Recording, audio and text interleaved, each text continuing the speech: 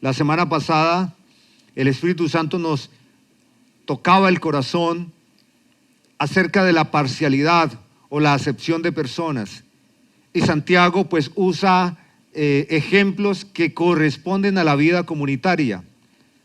Algunas personas deciden no congregarse y dicen: yo puedo vivir mi fe en casa, pongo una predicación. Sin embargo, aunque pudiese ser una experiencia de vida cristiana, tienen mucha deficiencia, porque la naturaleza de la vida cristiana es vivirla en comunidad. Y nada más difícil que vivir en comunidad. Nada más difícil. Cuando nos llega una visita, el primer momento, las primeras 2 horas es muy divertido, muy agradable, traen cocaditas, regalos, cosas, y eso es muy bueno. Pero recuerdo Fernando González, un profesor que desarrolló un programa de familia muy bueno. En uno de sus apéndices él sugiere que una familia no debe hospedar a alguien más de 8 días, como una manera prudente. Después de 8 días, ¿qué sucede?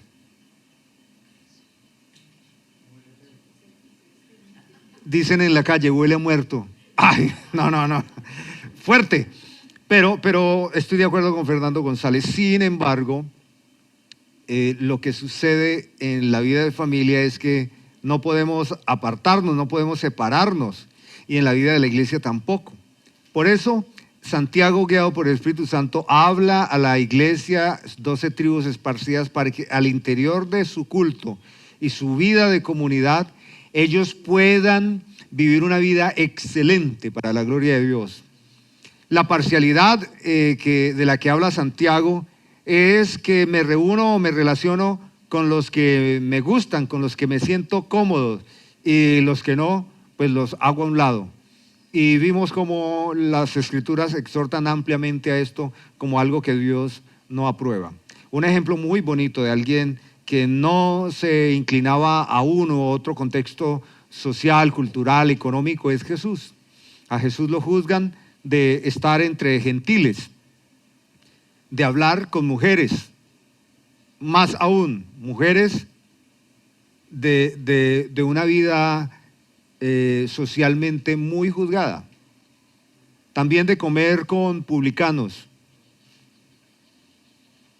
Y de esa manera también de incluso tocar leprosos, enfermos, muertos.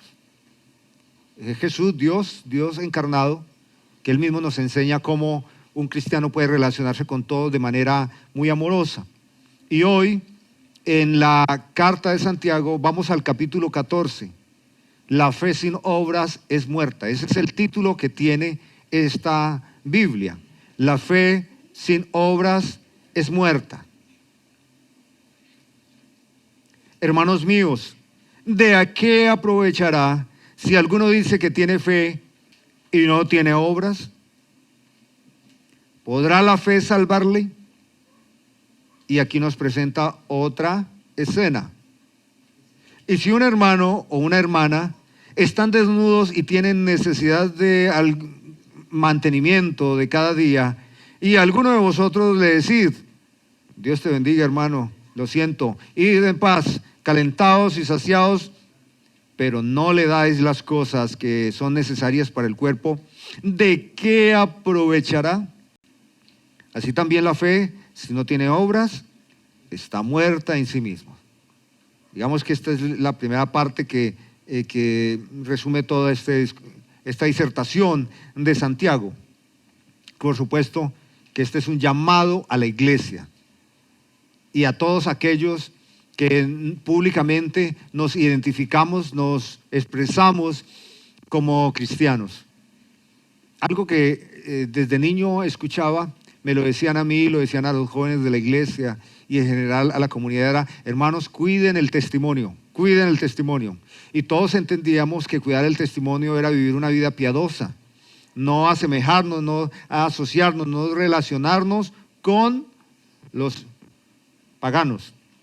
Y les cuento que a mí me gustaba jugar billar, pero en el contexto donde vivía y en ese tiempo jugar billar no era bien visto y era juzgado para los cristianos. Así que ¿dónde podría jugar billar? Pues cuando la iglesia se inventaba bautismos y alquilaba una finquita o una casa de recreo donde había una mesa de billar, ahí yo jugaba.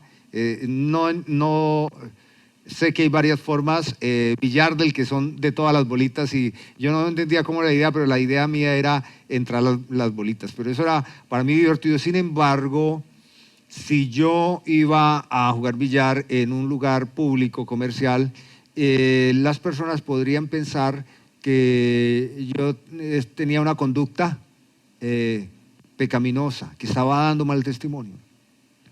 Y así crecí aprendiendo que debíamos tener cuidado, moderación en lo que hacíamos, porque para algunas personas nuestras acciones, aunque no sean acciones pecaminosas, puede ser motivo de descrédito al nombre de Cristo para algunas personas.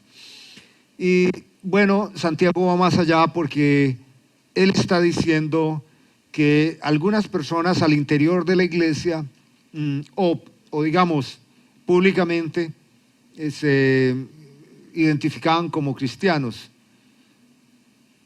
Pero Santiago dice que ser cristiano no es solamente una manera de pensar, sino que ser cristiano es una profunda convicción que lleva a la persona a reaccionar consistentemente. Yo reconozco y admiro algo de nuestro señor presidente, el actual presidente, y es que él siempre ha sido consistente con sus ideas. Él ha sido muy consistente con su comprensión de la justicia y demás. No digo que estoy de acuerdo, porque no estoy de acuerdo en muchas cosas.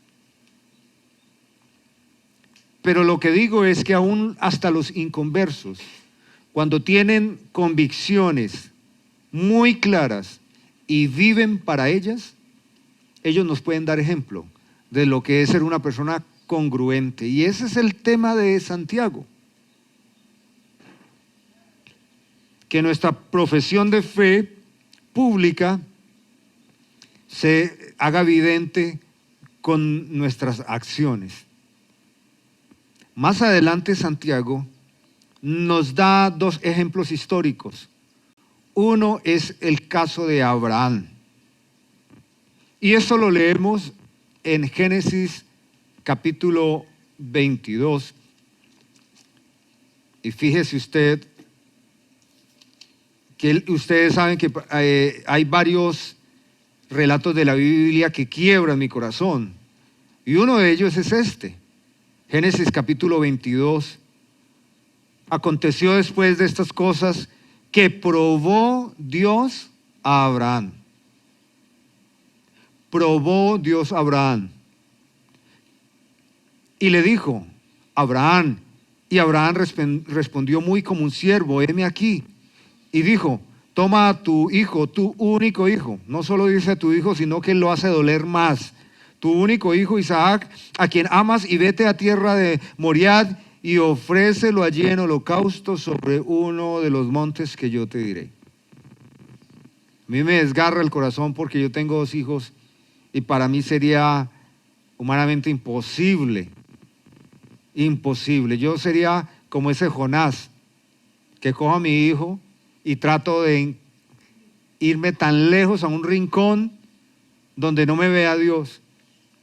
Aunque por ahí se hiciera cerca David con el arpa y empezara a cantar. ¿A dónde huiré de tu espíritu? ¿A dónde huiré de tu presencia? ¿En qué cueva profunda me esconderé de ti? Ay, pero esta es una manera como Dios probó la fe de Abraham. Y por supuesto que Abraham creía en Dios. Y fíjese que hay algo muy fuerte que todos los creyentes, los asistentes a la iglesia, debemos fortalecer. Y es que somos cristianos, que somos hijos de Dios, comprados a precio de sangre, o sea, por muerte, y que vivimos para Dios. Vivimos para Él y solamente para Él. Esto es muy importante.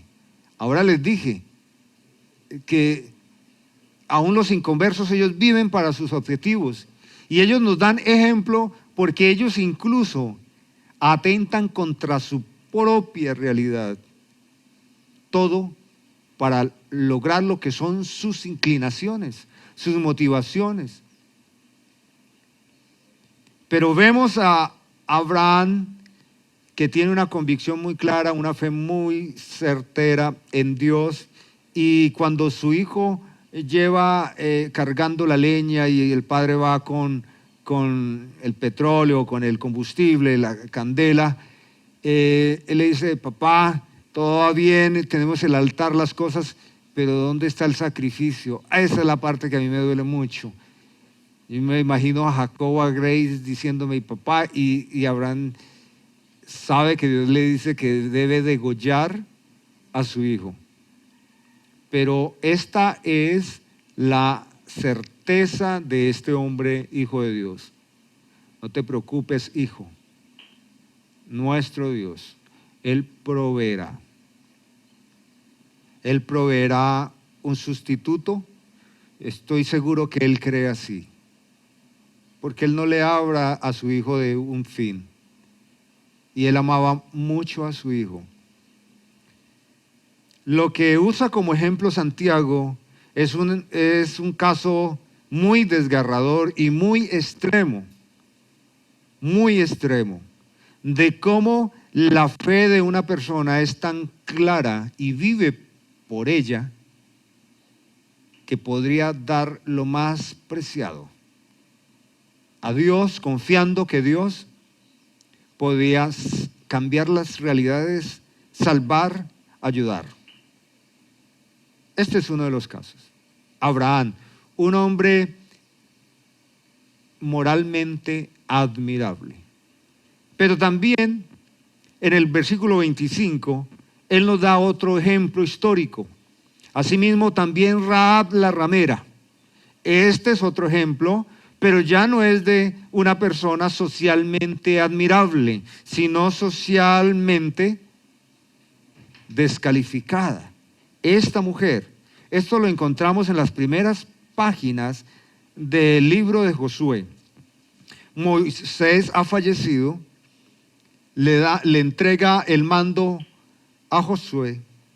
Josué envía unos espías. Estos espías van y entran a la muralla y se hospedan en la casa de esta mujer.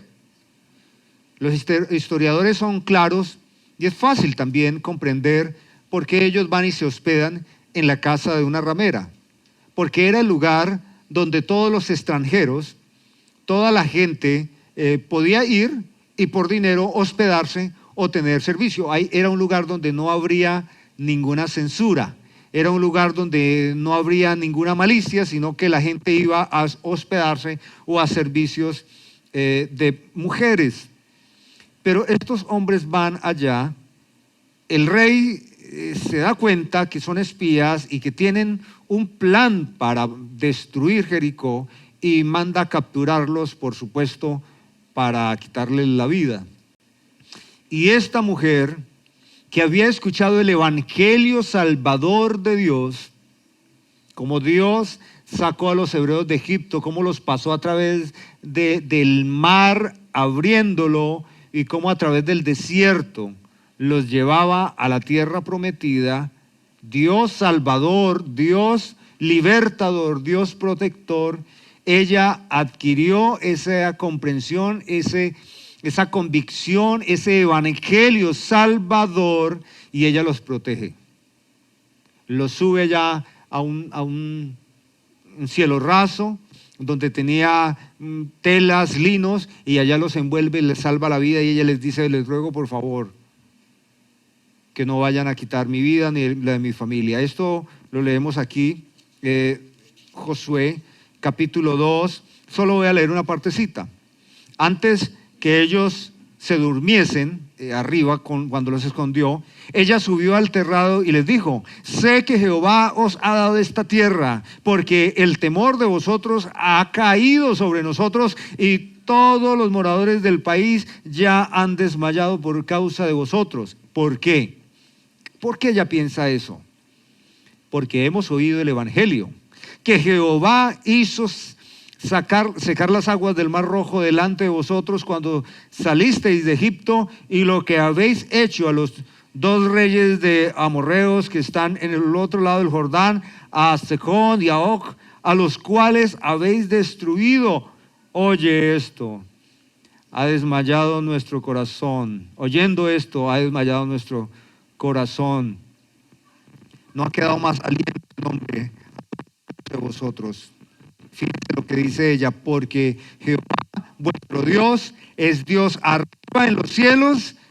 Este es un corazón que comprende que Él no es un Dios muerto, que Él no es una mitología, que Dios es real, contundente y estaba a favor de los hebreos. Ella arriesga su propia vida y la de su familia, protegiendo a quienes serían aparentemente sus adversarios. Santiago coloca como ejemplo a Abraham, quien es reconocido históricamente como el padre de la fe. Y al lado pone como ejemplo a una mujer también reconocida como una héroe de la fe. Pero el tema es que la fe no era solo que ella dijera: creo que Jehová es Dios en los cielos y la tierra, sino que ella reaccionó, fue consistente. Y hermanos, este siempre es el problema de todos. El problema de todos los seres humanos es ser consistentes entre lo que pensamos, lo que sentimos y lo que hacemos. Somos más buenos para pensar, somos más buenos para sentir, pero difícilmente somos consistentes en esas cosas. Y eso nos resta autoridad ante el mundo. A esto sería el mal testimonio. Y Santiago está diciendo: hermanos míos, ¿de qué aprovechará si alguno dice que tiene fe y esa fe no se materializa, no se evidencia en obras? ¿Podrá la fe salvarle? Aquí es donde algunos teólogos sufrían, porque pareciera ser que Santiago afirmara que la fe que salva es la fe de obras, y así la iglesia de Roma lo considera, que somos salvos por fe más obras. En la perspectiva reformada no entendemos eso, creemos que la Biblia no dice eso y que Santiago no se equivocó y que tampoco usó palabras confusas. Santiago a sus lectores escribió conforme ellos claramente entenderían. Para nosotros es difícil por nuestros códigos, nuestra forma, nuestro lenguaje. Pero lo que está diciendo Santiago es que yo puedo decir que soy cristiano. Y ustedes lo creen porque yo soy el pastor de la congregación. Vamos a poner un personaje que no esté. Michael Jackson podría decir que él es cristiano. ¿A quién creerían ustedes que es cristiano? ¿Al pastor de una pequeña iglesia en el rincón de un barrio o a Michael Jackson? Por el juicio social ustedes dirían al pastor, porque Michael Jackson pues era un instrumento de gloria de hombre, de exaltación a la diversión carnal y todo lo que eso conlleva. Digamos que en la apariencia uno puede juzgar. Pero Santiago dice que no es suficiente con que nosotros nos reconocemos como cristianos, sino que nuestras acciones se relacionan con eso que decimos, y entonces Santiago dice: es salvo. Es salvo, no solo porque proclama el evangelio, sino porque evidentemente se ve el evangelio en su manera de vivir, en su manera de vivir. Cuando estamos en un contexto intercultural, que no nos ha pasado todavía aquí en la congregación, uno puede encontrarse con dificultades. Por ejemplo, cuando vive uno en un pueblo, y ya lo he dicho, y todos tenemos la misma forma de vestir, los mismos tonos, los mismos colores, y llega alguien de otro lugar que viste diferente, que usa cosas diferentes, las miradas siempre se enfocan en esa diferencia y puede ser que juzguemos como algo peligroso, extraño. Ahí hay una experiencia intercultural. ¿Qué sucede cuando tenemos la experiencia de tener un culto intercultural donde están los 5 continentes del mundo? Y están esos cristianos africanos que se ven raros, que parecen como un almacén de cacharrería llena de aparatos y cosas. Ellos son cristianos, pero tienen un lenguaje y unos códigos distintos y nosotros vemos como una cosa rara. Podemos rápidamente juzgar, como dice Santiago en el capítulo anterior, la semana pasada, hacer juicios malos, juicios injustos por lo que vemos. Pero lo que Santiago invita a la iglesia es a que la gente pueda reconocer que somos salvos porque nuestras acciones se parecen a las de Jesús. ¿Podrá la fe salvarlo? Es una manera de Santiago decir, evidentemente salvo a alguien que se expresa con palabras como cristiano, pero se desentiende completamente de la realidad que le rodea. Si un hermano, y fíjese, o una hermana, esto es muy importante para el lector judío de aquella época, hoy no tanto, porque hoy un hombre y una mujer casi que tenemos las mismas condiciones, las mismas libertades en el ámbito social, económico y demás, pero en ese contexto una mujer era un poquito más adelante que un siervo. No era tan vinculada, pero Santiago, que es discípulo de Jesucristo, porque ahora es hijo de Dios, que escuchó a Jesucristo y que vio cómo Jesús abrazaba al leproso, abrazaba al liberado de demonios y abrazaba a María Magdalena y abrazaba a la samaritana, a todos los trataba con tanto amor y respeto. Él dice, si un hermano o una hermana están desnudos y tienen necesidad del mantenimiento de cada día y alguno de vosotros le decís, id en paz. Me ha pasado muchas veces, hermanos, muchas veces, que solo he podido decir, id en paz. Voy a orar por ti, y en verdad lo hago. Pero es más bonito, hermano, cuando conocemos que alguien está en un mal momento y nosotros no solo podemos decirle, Dios te bendiga, voy a orar por ti, sino que podemos entrar nuestra mano al bolsillo y hacer algo por esa persona. Pero me ha dolido, y tengo que admitirlo, que muchas veces solo he podido decir, id en paz, porque no he tenido cómo hacerlo. Y espero que ese sea el caso de usted cuando no ha podido hacerlo.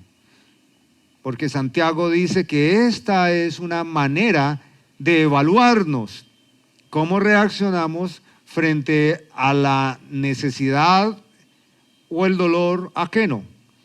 Y le decís, hermano, tómese los medicamentos, hermano, coma proteína, que el hermano está enfermo, ¿cierto? Mire, allá en tal lugar venden un pescado muy bueno y todo, y el hermano escucha ahí a través del teléfono cómo usted le da una receta magistral de todo lo que jamás puede consumir en ese momento. ¿Ve usted?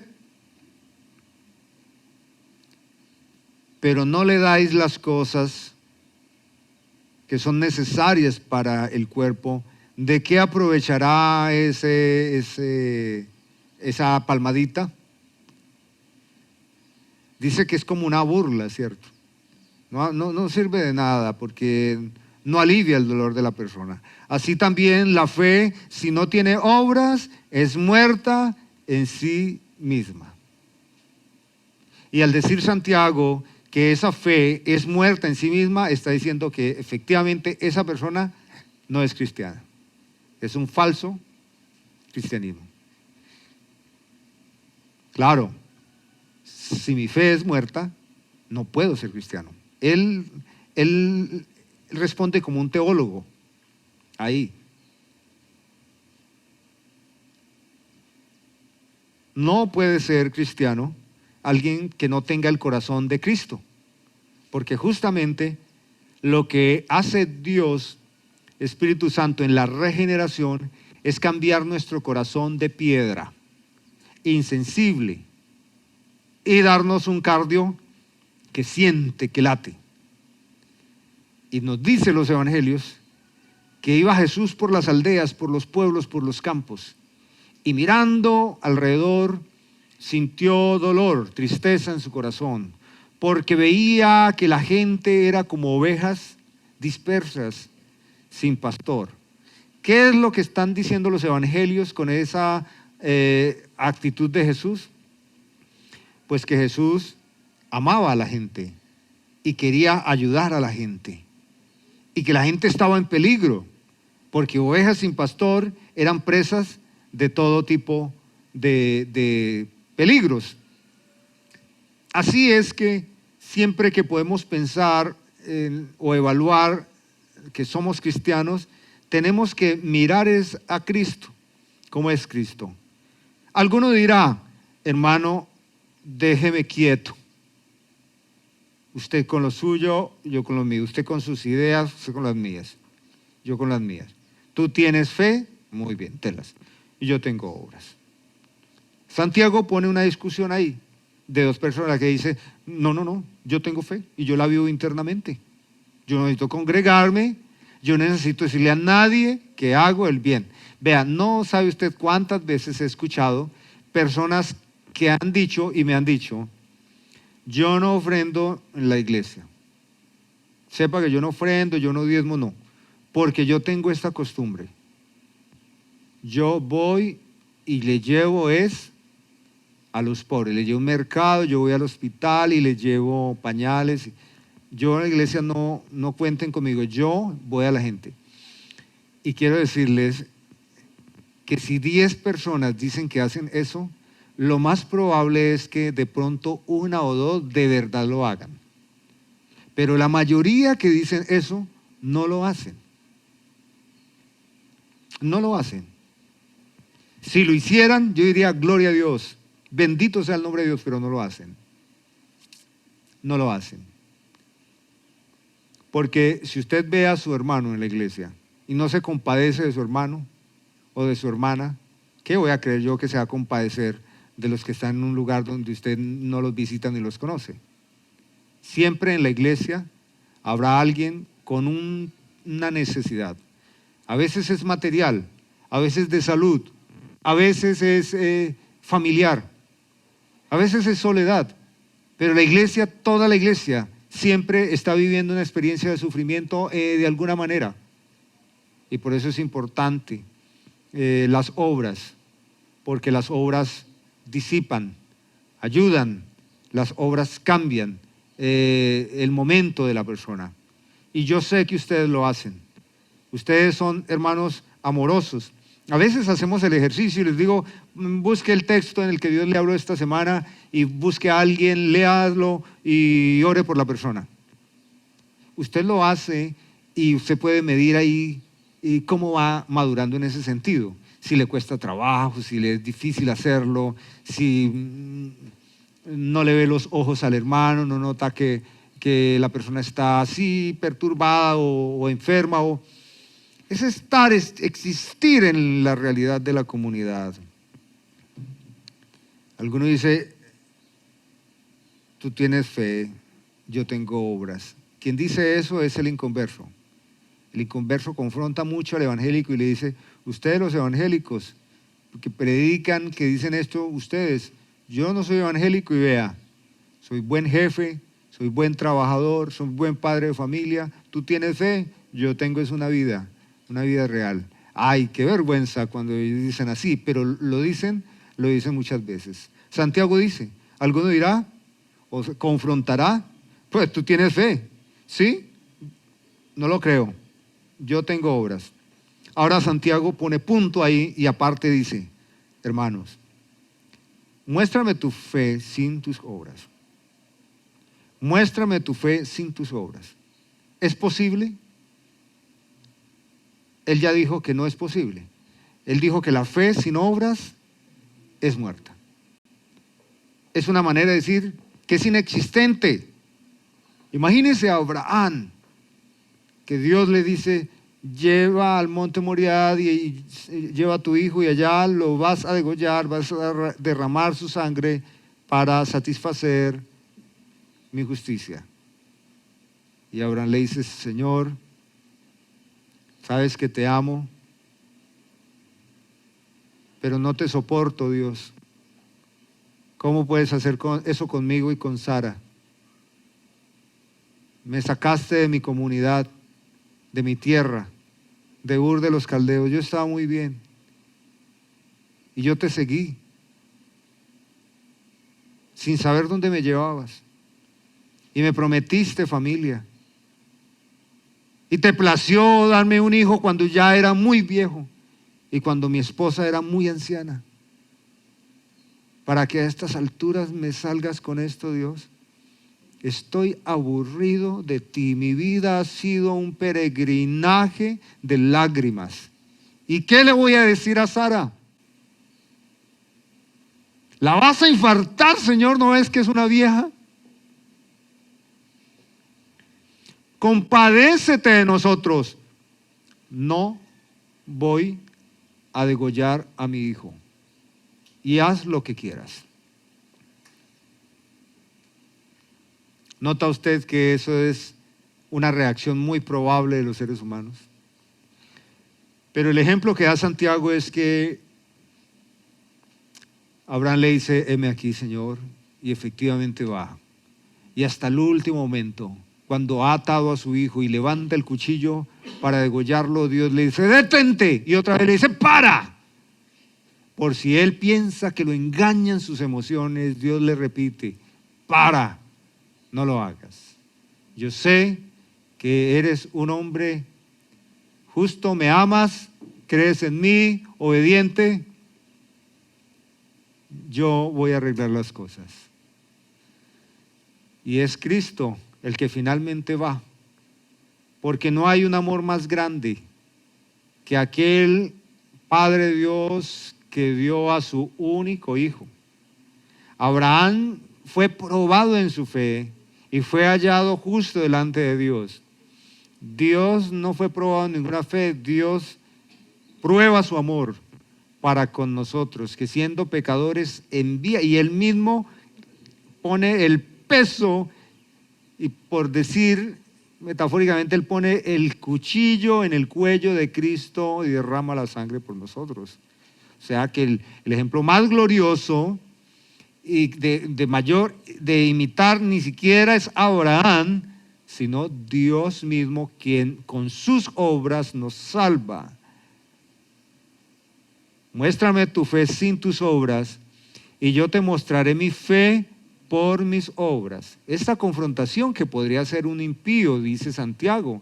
El impío le dice, tú crees esto, yo no creo en nada de eso, yo no creo en nada, pero yo vivo una vida consistente y no creo en tu fe que está muerta. Mira que yo no creo y yo vivo las obras, porque ojalá de vez en cuando nosotros los cristianos nos encontremos con un agnóstico, alguien incrédulo con muy buenas obras. Ojalá que de vez en cuando los cristianos conozcan un inconverso que es un excelente esposo, que ama y respeta y cuida a su esposa, que ama y respeta a sus hijos, que los ayuda. Ojalá para que los creyentes podamos ver que las obras confrontan mucho, obran mucho, hablan mucho. Alguna vez leí en las Escrituras donde dice la palabra de Dios que aún las piedras hablarán. Y hablarán si los cristianos callan. Es una manera de decir, que muchas veces el hombre que no teme a Dios obra como Cristo obraría socialmente. Mas tú, ¿quieres saber, hombre vano, que la fe sin obras es muerta? Y nos da ese ejemplo de Abraham y nos va a dar ese ejemplo de Rahab. Quiero que vayamos unas páginas antes a Hebreos, capítulo 11, y aquí está el capítulo de la fe. Pero debería decir la fe en obras. La fe en obras. En primer lugar, el autor de Hebreos nos dice que es la fe, la certeza, la convicción de lo que se espera. La fe es la certeza, es estar convencido de lo que se espera. Es una convicción tan profunda, aún de lo que no se ve. Y nos dice como testimonio que por ella alcanzaron buen testimonio los antiguos. Y cuando usted lee cada uno de estos ejemplos, ve que el autor de Hebreos da el testimonio de la fe de cada una de estas personas, pero está acompañada o evidentemente por obras. Por la fe ofreció. ¿Quién ofreció? Abel. Por la fe, Abel ofreció. ¿Se ve? La fe, pero también la conducta, lo evidente. Por la fe, Enoc fue traspasado para no ver muerte y no fue hallado porque lo traspuso Dios. Y antes que fuese traspuesto, fíjese, tuvo testimonio de haber agradado a Dios. Esto usted lo puede leer así como, tuvo evidencias notables de haber agradado a Dios. Por la fe Noé, cuando fue advertido por Dios acerca de cosas que aún no se veían, con temor, oiga las obras, preparó el arca. Por la fe Abraham, ya lo vimos, por la fe. Y así continúa con cada uno de ellos. Y aquí usted va a encontrar también el personaje de Rahab y encuentra todos los que se conocen como los héroes de la fe, pero también encontramos a otros cristianos, claro que podemos decir cristianos del Antiguo Testamento, que sus nombres no están aquí, y cómo este capítulo de la fe, esta exposición de la fe, no es posible sin las evidencias. Hebreos capítulo 11, el capítulo de la fe. No es solo creer a manera de positivismo, como quien se para en la mañana en el espejo, en el tocador y dice, hoy es un día hermoso para mí, hoy me va a ir bien, hoy soy persona más feliz de este mundo y hoy todo se orquesta para mi bien, creo que las cosas me saldrán bien y creo que llegaré a casa seguro. La gente hoy acostumbra a hacer eso, ¿cierto? ¿Cómo manifestar? Eso es un concepto esotérico que luego lo involucraron en las iglesias evangélicas, que luego le hablan como decretar. Entonces, hermano, Santiago dice que eso, si no lleva en sí mismo reacciones consistentes, eso no es más que heno, paja, hojarasca. No es nada más. Y fíjese cómo Santiago, guiado por el Espíritu Santo, impulsa a estos cristianos y a estas pequeñas comunidades, justamente a eso, hermanos, a vivir en comunidad, mirando al otro, procurando al otro. Santiago exhorta a la iglesia a que la vida que vivimos en Cristo sea integral. En este sentido, vuelvo y lo digo, lo que pensamos por el Evangelio, lo que sentimos con el Evangelio y lo que vivimos a través del Evangelio. Por eso es que de las señales gloriosas que relata Hechos de los Apóstoles es que los creyentes tenían todo en común. Lo tenían todo en común. ¿Por qué? Como una expresión muy madura que provocó el Espíritu Santo en la iglesia. Y fíjese en algo. Muchos creyentes vendían sus propiedades y las daban a los apóstoles para que ellos hicieran el trabajo social. Las viudas, los huérfanos, los extranjeros.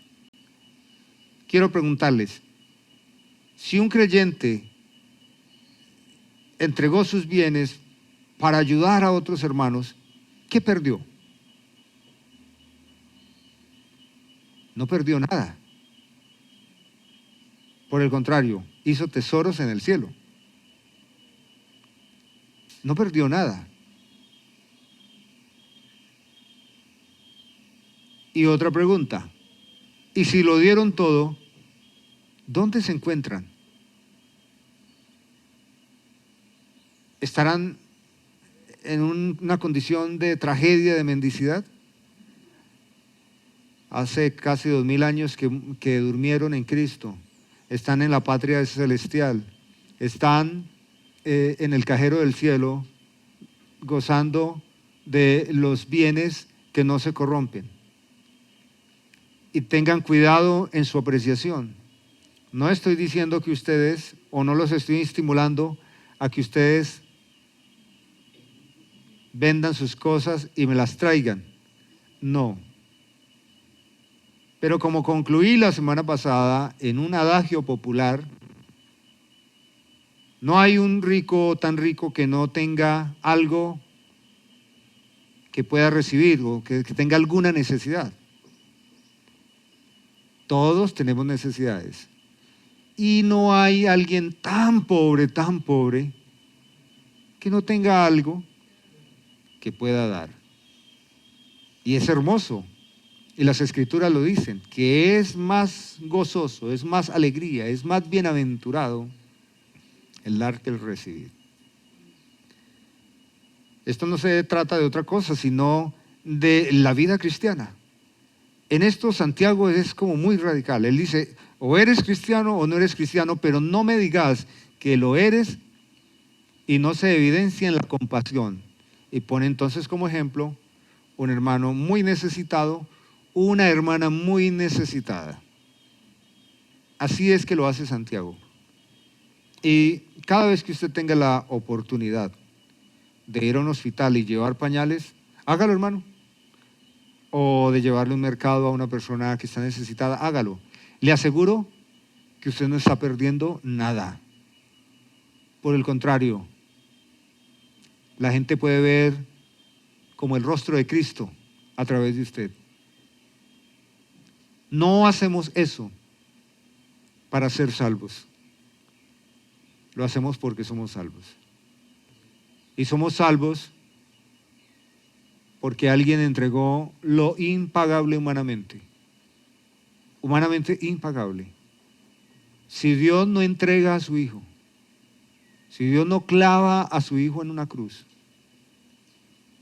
si Dios no estremece su corazón, desgarrando a su Hijo y muriendo completamente por usted o por mí, hermanos, no podríamos nosotros heredar la vida eterna. O sea que no hay nadie humanamente que haya dado el todo, como Dios mismo. Dios mismo. Es una exhortación muy importante del Señor nuestro Dios.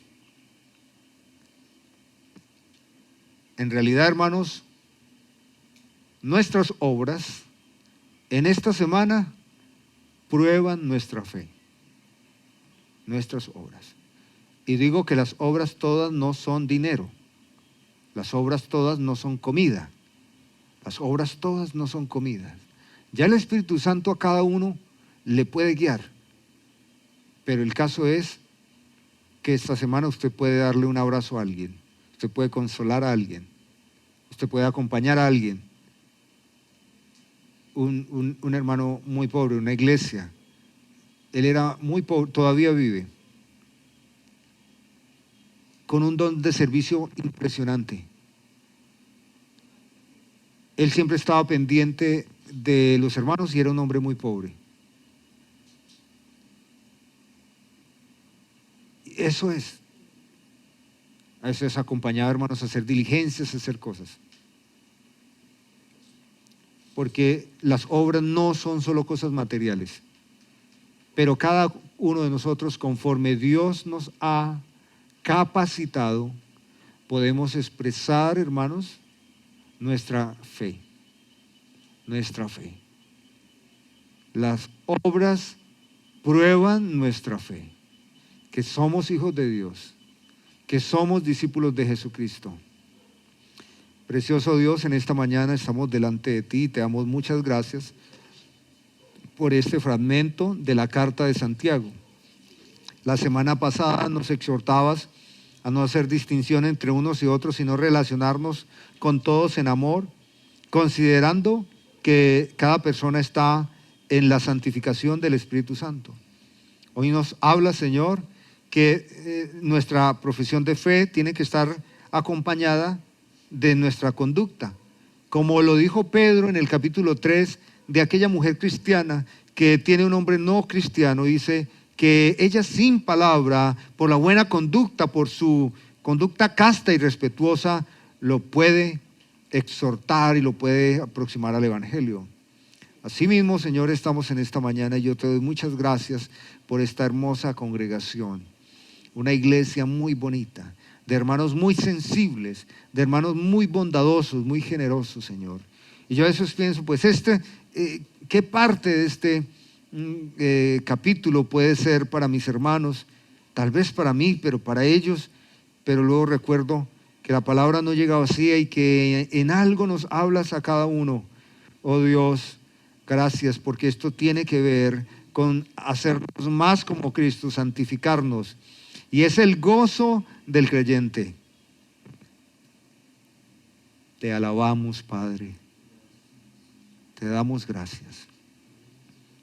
Si en nuestros corazones hay perturbación, si en nuestros corazones hay temor, si hemos vivido experiencias de abuso por parte de personas y hemos endurecido nuestro corazón porque decimos, todos utilizan, todos se pasan, sana nuestro corazón, porque lo que somos no puede ser una construcción de la vida, de las malas experiencias, sino del Evangelio y el testimonio de nuestro Cristo Dios Salvador. Señor, bendice enormemente esta iglesia en todo tipo de obras, para que esta iglesia, que es tuya, Señor, sea una luz encendida en esta ciudad, sea una respuesta clara del Evangelio, incluso a un mundo que confronta y dice, yo hago, no digo. Te lo pedimos hoy en el nombre de nuestro modelo Cristo, Salvador, Libertador, Señor. Amén.